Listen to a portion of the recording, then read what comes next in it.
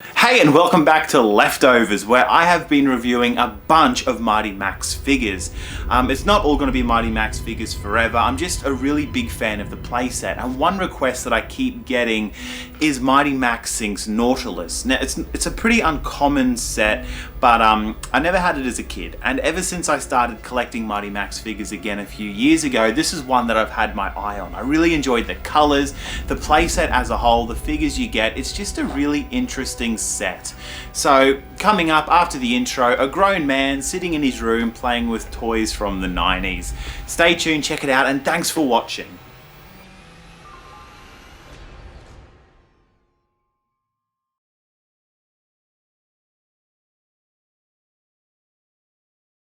Another classic Mighty Max bait and switch. What we've got here is a vessel designed solely to destroy ships and divers, disguised as this overgrown Nautilus. I love the enthusiasm and the dedication to destruction, but I can't help that feel like a Nautilus on this sort of scale is a terrible disguise. So, looking at the playset here, I think it's got a really great sculpt. There's no doubt about that for me. And as part of the final wave of Mighty Max Doom Zones, we've actually got some great gaudy colours and an incredibly distinctive design for the playset as well. Being tilted up like this also makes it the tallest Doom Zone. A little bit of trivia for you if it ever comes up again, ever, in your life. Opening the shell up, you can see that we've got two walls and no floor. I've complained about these Doom Zones with big creatures in it that practically feel like once you take out the big creatures, you've gutted the playset. But the two walls here create a really awesome play environment, and they're essentially the inner workings of the sea vessel, the Nautilus, and covered in all these cool little details, and there's a few features here as well.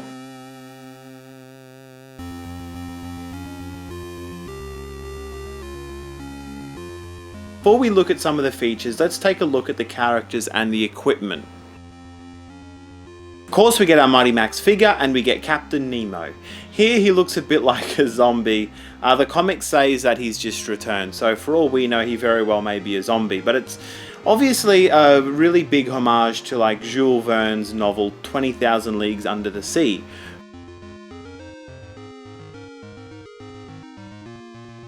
The creature that we could see from the outside, which is some really awesome colour and sculpting, is actually called the Poseidon Beast, and it forms the escape submarine as part of the Nautilus vessel. The great thing with the bulk of this piece is that it's visible when the set is closed up, so I thought they balanced this really well, and it's a big figure that doesn't gut the entire playset once you take it out.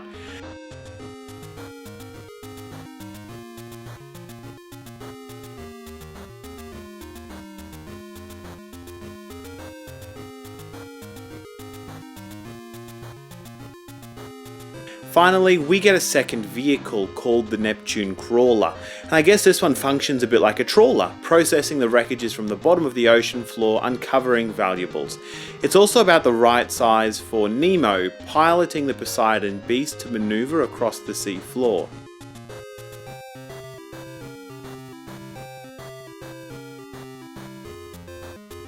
So we've got a pretty high-tech setup here, absolutely, and going inside the playset itself, we get access to the command center that drives the whole operation. You know, those tank tracks are probably, you'd have to assume, optimized to work underwater against the murky seabed and the soot, but anyway. And you know, despite the high-tech setup, it's really cool seeing the rest of this shell, and it's like littered with relics and bones from decades and hundreds of years ago. The walls have this really organic feel with old wooden textures, rocks and gaps in between, not to mention a platform that's been outfitted with some weaponry which flips down. I guess weaponry in case Captain Nemo was expecting visitors, and obviously he's pretty nimble for someone who should really be dead. The caverns here built into the shell have got these narrow pathways, ladders and ledges, not to mention a trapdoor.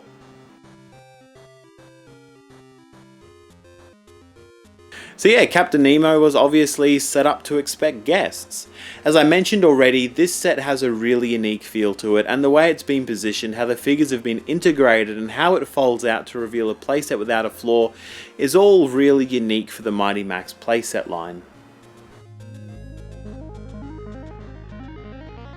And of course, for such an awesome playset, we also got a TV episode called Around the World in 80 Arms. So pay attention guys, because it's not really worth going over this plot twice.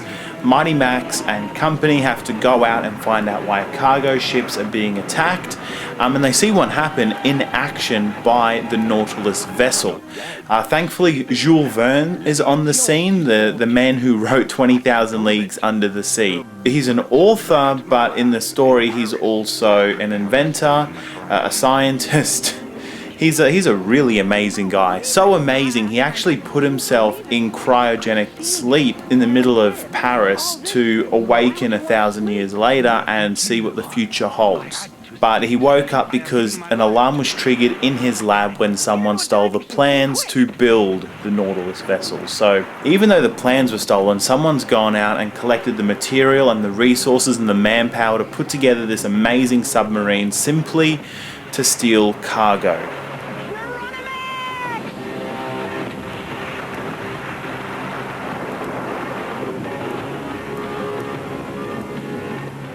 What we find out a little bit later is that the villain to the whole piece is Captain Nemo's great-grandson. He's always held a grudge against Jules Verne, and he's built this Nautilus vessel using his plans because he wants to immortalize his grandfather's name, Captain Nemo. I'm not 100% sure.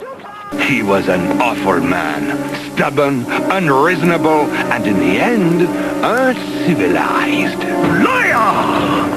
You stole his designs, then you defamed him in that accursed novel to cover your tracks. You are quite mad, monsieur. Poor men are mad, the rich are merely eccentric. I intend to plunder the high seas till all pay tribute to the name of Nemo! Nemo! It's a pretty weird episode. It's not exactly that great. The best thing for me really was the playset itself. A pirate hideout, I presume. The comic panel that we got on the back of the card didn't exactly do the story any justice either. I think the concept's got enough flaws in it already, building something like this to steal treasure, but plenty of action, deep sea adventure, and I really like how sets in the Mighty Max lineup can really pair together. So we have the Nautilus vessel, but we've also got some really good underwater play sets like the Sea Squirm playset, as well as that Shark Doom Zone. So there's already some really cool underwater play sets in the Mighty Max toy line, and they all work really well together.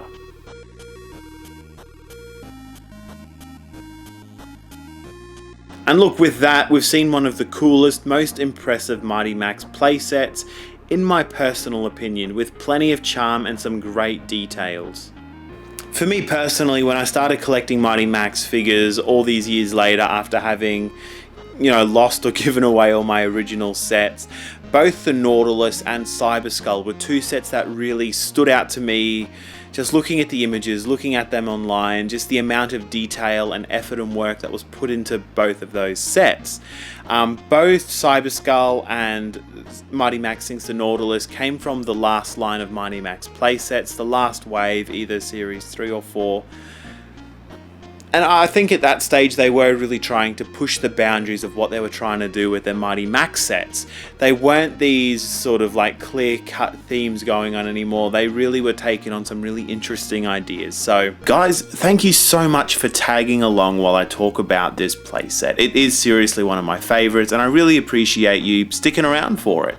Had a lot of fun pulling it out and showing it off, but if you do want to check out some more Mighty Max reviews, I have dozens, a lot of Mighty Max reviews on the channel, so please go check it out. I have the Sea Squirm, I also have the Shark Doom Zone, and if you've liked what you've seen, maybe even subscribe to check out the new stuff when it comes out.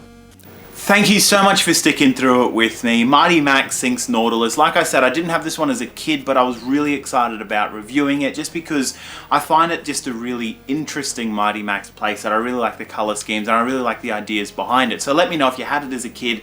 Did I do it justice for you? What were your memories around the playset?